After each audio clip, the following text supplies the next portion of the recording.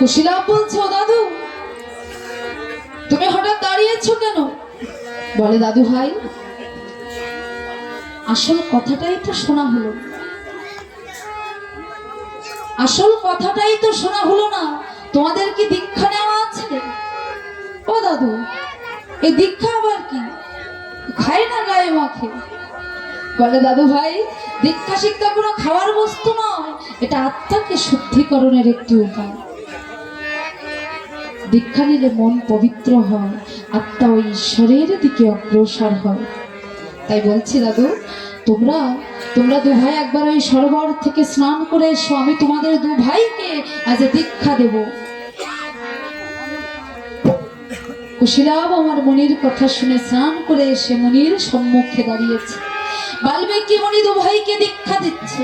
লও, তোমাকে বলা সুবলা মন্ত্র, আর কুশীকে ব্রহ্মাস্ত্র ব্রহ্মা বিদ্যার শিক্ষা দিলাম।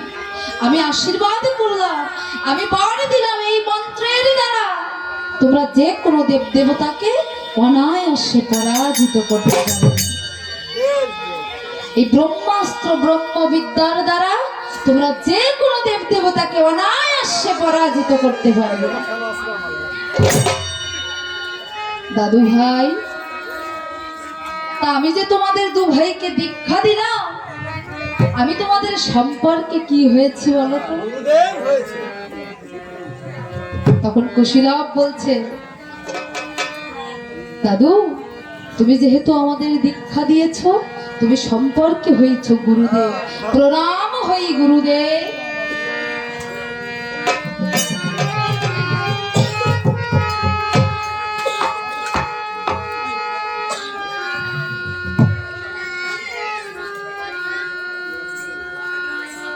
কুশীলাভ বলছে, কুশীলাভ মুনিকে গুরুদেব বলে প্রণাম করেছে। এবার মুনি বলছে, দাদু ভাই তা গুরুদেবকে যে দক্ষিণা দিতে হয়, তোমরা আমায় দক্ষিণা দাও।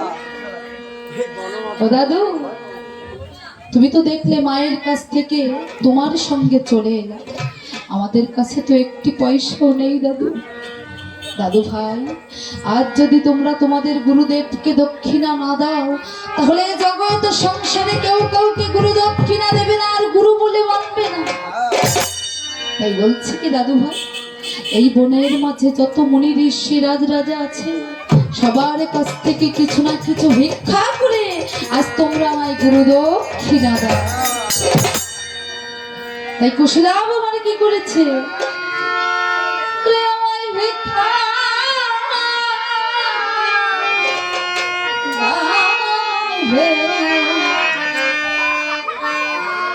মুনি ঋষি